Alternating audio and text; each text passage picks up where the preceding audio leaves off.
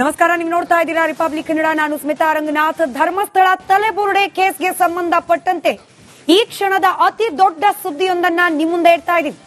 ಧರ್ಮಸ್ಥಳ ವಿರುದ್ಧದ ಬುರುಡೆ ಗ್ಯಾಂಗ್ ಷಡ್ಯಂತರ, ಬುರುಡೆ ಗ್ಯಾಂಗ್ನ ಷಡ್ಯಂತರ ಬಯಲಾಗಿದೆ. ಬುರುಡೆ ಗ್ಯಾಂಗ್ ಷಡ್ಯಂತರವನ್ನ ಬಯಲಿಗೆಳೆದಿದೆ ಸರ್ಕಾರ. ಮೊದಲ ಬಾರಿಗೆ ಷಡ್ಯಂತರದ ಬಗ್ಗೆ ಸರ್ಕಾರವೇ ಅಧಿಕೃತ ಹೇಳಿಕೆಯನ್ನ ನೀಡಿದೆ.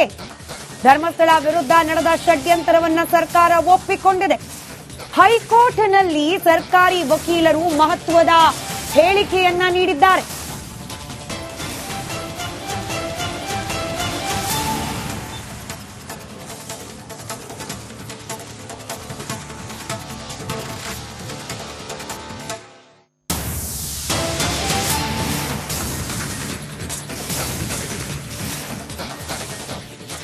ಮಾಧ್ಯಮಗಳಲ್ಲಿ ಪ್ರಸಾರ ಆಗ್ತಾ ಇದ್ದ ಸುದ್ದಿಯನ್ನ ಧರ್ಮಸ್ಥಳ ವಿರೋಧಿ ಗ್ಯಾಂಗ್ ಅಲ್ಲಗಳಿತಾ ಇತ್ತು.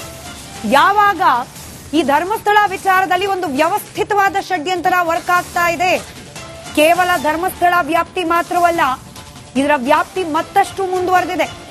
ದೆಹಲಿ ಲಿಂಕ್ ಜೊತೆಗೆ ನೆರೆಯ ಕೇರಳ, ತಮಿಳುನಾಡಿನ ಲಿಂಕ್, ಹಾಗೆ ಈ ಬುರುಡೆ ಗ್ಯಾಂಗ್ನ ಹಿಂದಿರುವ ಮಾಸ್ಟರ್ ಮೈಂಡ್ಗಳ ಬಗ್ಗೆ ಅನುಮಾನವನ್ನ ಸರ್ಕಾರ ಮಾಧ್ಯಮಗಳು ವ್ಯಕ್ತಪಡಿಸಿದ ಸಂದರ್ಭದಲ್ಲಿ ಮಾಧ್ಯಮಗಳ ವಿರುದ್ಧವೇ ಹರಿಹಾಯ್ತಾ ಇತ್ತು ಈ ಧರ್ಮಸ್ಥಳ ವಿರೋಧಿ ಗ್ಯಾಂಗ್.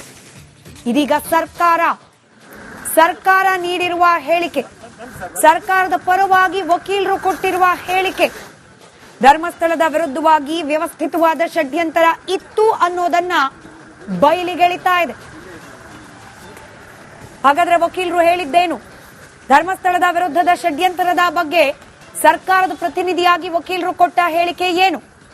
ಮಾಧ್ಯಮಗಳಲ್ಲಿ ಪ್ರಸಾರವಾಗ್ತಾ ಇದ್ದ ಸುದ್ದಿ ಸತ್ಯ ಅನ್ನೋದನ್ನ ಇದು ಯಾವ ರೀತಿ ಸಾಬೀತುಪಡಿಸುತ್ತೆ? ಕೆಲವೇ ಕ್ಷಣಗಳಲ್ಲಿ ಅದರ ಅಪ್ಡೇಟ್ ಅನ್ನ ಕೂಡ ನಿಮ್ಮ ಮುಂದೆ ಇಡ್ತಾ ಹೋಗ್ತೀವಿ.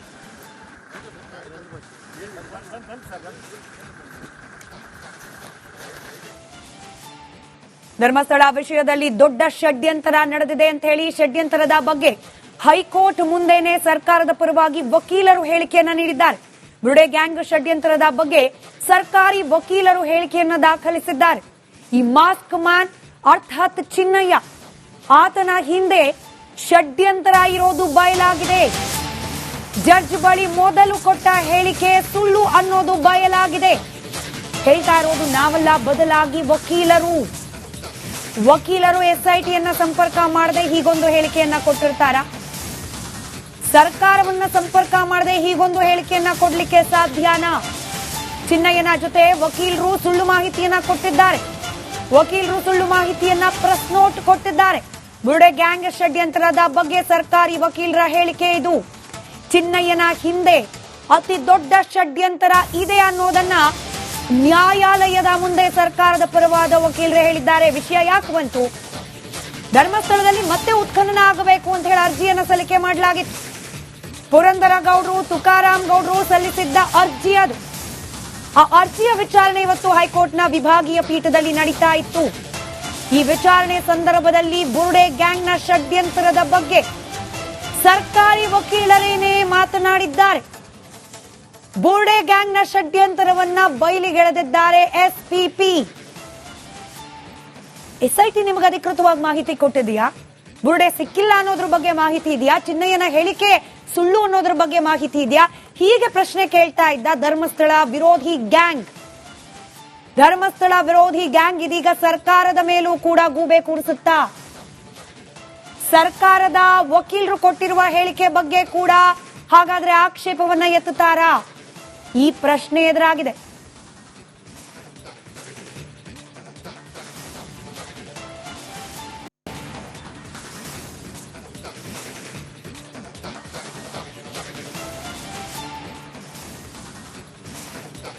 ಎರಡ್ 2014 ಚಿನ್ನಯ್ಯ ಧರ್ಮಸ್ಥಳದಲ್ಲಿ ಕಸ ಗುಡಿಸ್ತಿದ್ದ ಕೆಲಸವನ್ನ ಮಾಡ್ತಾ ಇದ್ದ. ಪಾಪ ಪ್ರಜ್ಞೆ ಕಾಡ್ತಾ ಇದೆ ಅಂತ ಹೇಳಿ ಬಂದು ಜಡ್ಜ್ ಮುಂದೆ ಹೇಳಿಕೆಯನ್ನ ನೀಡಿದ್ದ. 2 ವರ್ಷದ ಹಿಂದೆನೆ ಚಿನ್ನಯ್ಯ ಧರ್ಮಸ್ಥಳಕ್ಕೆ ಬಂದಿರೋ ವಿಚಾರ ಕೂಡ ಗೊತ್ತಾಗಿದೆಯಂತೆ. ಅಂದ್ರೆ ಚಿನ್ನಯ್ಯ ಪ್ರಾರಂಭಿಕ ಹಂತದಲ್ಲಿ ಹೇಳಿದ್ದೇನು? 2014 ಧರ್ಮಸ್ಥಳ ಬಿಟ್ಟು ನಾನು ಬೇರೆ ಕಡೆಗೆ ಹೋದೆ.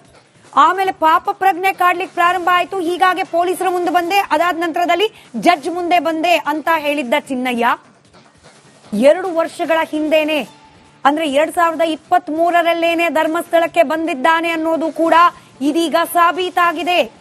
ಇದನ್ನು ಹೇಳ್ತಾ ಇರೋದು ಕೂಡ ಎಸ್ಪಿಪಿ. ಚಿನ್ನಯ್ಯ ಹೇಳಿದ 13 ಕಡೆ ಕೂಡ ಸ್ಥಳವನ್ನ ಅಗೆಯಲಾಗಿದೆ. ಆ 13 ಸ್ಥಳಗಳ ಪೈಕಿ 1 ಕಡೆ ಮಾತ್ರ ಅಸ್ಥಿಪಂಜರ ಸಿಕ್ಕಿದೆ. 2 ಕಡೆ ಸಿಕ್ಕ ಮೂಳೆಗಳು ಪುರುಷನದ್ದು ಅಂತ ಗೊತ್ತಾಗಿದೆ. ಪುರುಷನ ಮೂಳೆಗಳು ಅನ್ನೋದು ಗೊತ್ತಾಗಿದೆ. ಇಬ್ಬರು ತಲೆಬುರುಡೆ ಕೊಟ್ಟಿದ್ದನ್ನ ಚಿನ್ನಯ್ಯ ಒಪ್ಪಿಕೊಂಡಿದ್ದಾನೆ.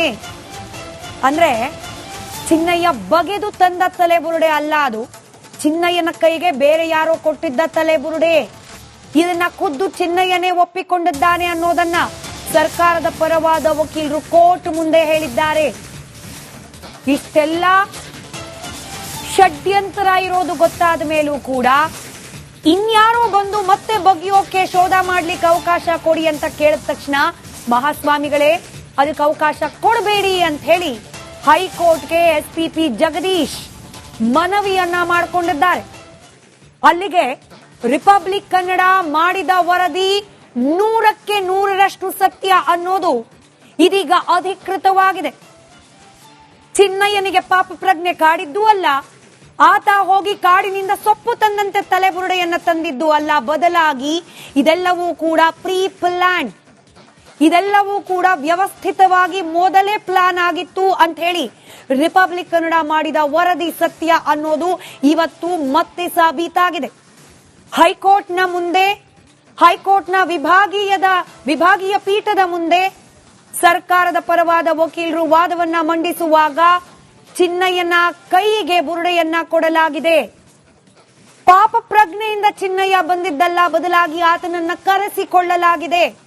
ಧರ್ಮಸ್ಥಳ ವಿರುದ್ಧದ ಈ ಇಡೀ ಷಡ್ಯಂತರ ಅನ್ನೋ ಬೃಹನ್ನಾಟಕ, ಈ ಬೃಹನ್ನಾಟಕದ ಪಾತ್ರಧಾರಿ ಚಿನ್ನಯ್ಯನೇ ಹೊರತು ಆತ ಪಾಪ ಪ್ರಜ್ಞೆಯಿಂದ ಬಂದವನಲ್ಲ ಅನ್ನೋದನ್ನ ಹೈಕೋರ್ಟ್ನ ವಿಭಾಗೀಯ ಪೀಠದ ಮುಂದೆ ಸರ್ಕಾರದ ಪರವಾದ ವಕೀಲರೇ ಹೇಳಿದ್ದಾರೆ. ಇದರ ಜೊತೆಗೆ ಮತ್ತೊಂದು ಮಹತ್ವವಾದ ವಿಚಾರ ಅಂದ್ರೆ ತಲೆಬುರುಡೆ ಸಿಕ್ಕಿದೆ, ಅಸ್ಥಿಪಂಜರ ಸಿಕ್ಕಿದೆ, 24 ವರ್ಷದ ಮಹಿಳೆಯದ್ದು ಅಂತ ಹೇಳ್ತಾ ಇದ್ದ ಮಟ್ಟಣ್ಣನವರ್ ಆದಿಯಾಗಿ ಧರ್ಮಸ್ಥಳ ವಿರೋಧಿ ಗ್ಯಾಂಗ್ನ ಸದಸ್ಯರು ಹೇಳಿದ್ದು ಸುಳ್ಳು ಅನ್ನೋದು ಕೂಡ ಇದೀಗ ಸಾಬೀತಾದಂತಾಗಿದೆ.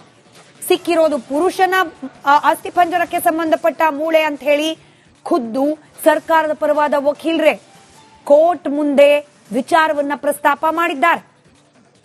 ಇದರ ಜೊತೆಯಲ್ಲೇ ರಿಪಬ್ಲಿಕ್ ಕನ್ನಡದ ಸ್ಟುಡಿಯೋದಲ್ಲೇ ಬಯಲಾದ ಮತ್ತೊಂದು ಷಡ್ಯಂತರ, ಅನನ್ಯ ಭಟ್ ಅನ್ನುವ ಒಂದು ಕಟ್ಟು ಕತೆ, ಅದನ್ನ ಬಯಲಿಗೆಳೆದಿದ್ದೆ ರಿಪಬ್ಲಿಕ್ ಕನ್ನಡ. ಇದೀಗ ಈ ಅನನ್ಯ ಭಟ್ ನಾಪತ್ತೆ ಕೇಸನ್ನ ಕೂಡ ಉಲ್ಲೇಖಿಸಿದ್ದಾರೆ ಎಸ್ಪಿಪಿ. ಅನನ್ಯ ಭಟ್ ನಾಪತ್ತೆ ಅಂತ ಹೇಳಿ ಸುಜಾತ ಭಟ್ ದೂರನ್ನ ನೀಡಿದ್ರು.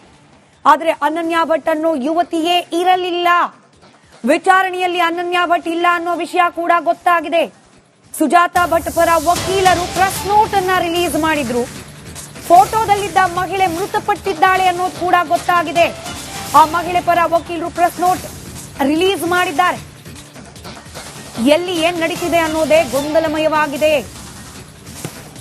ಸರ್ಕಾರದ ಪರವಾದ ವಕೀಲರು ಹೈಕೋರ್ಟ್ನಲ್ಲಿ ಮಂಡಿಸಿರುವ ವಾದ ಇದು.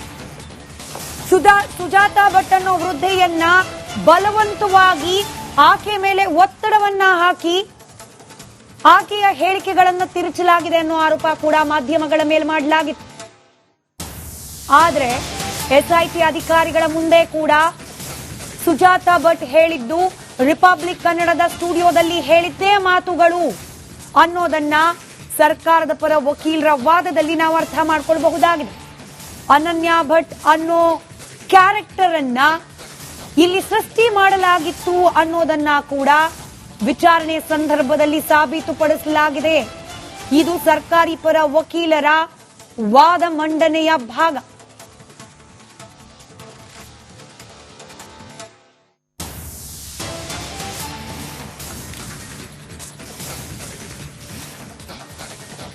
ಈ ಬಗ್ಗೆ ಮಾತನಾಡಲಿಕ್ಕೆ ನಮ್ಮ ಜೊತೆಯಲ್ಲಿ ಪತ್ರಕರ್ತರಾದ ವಸಂತ್ ಗಿಳಿಯಾರ್ ಅವರು ನೇರ ಸಂಪರ್ಕದಲ್ಲಿದ್ದಾರೆ. ಗಿಳಿಯಾರ್ ಅವರೇ, ಸರ್ಕಾರಿ ಪರ ವಕೀಲರು ಎಸ್ಪಿಪಿ ಮಂಡಿಸಿದ ವಾದ ಇದು ಗಿಳಿಯಾರ್ ಅವರು ಹೇಳಿದ್ದು ಅಲ್ಲ ಅಥವಾ ಸುದ್ದಿ ಮಾಧ್ಯಮಗಳು ಹೇಳಿದ್ದು ಅಲ್ಲ.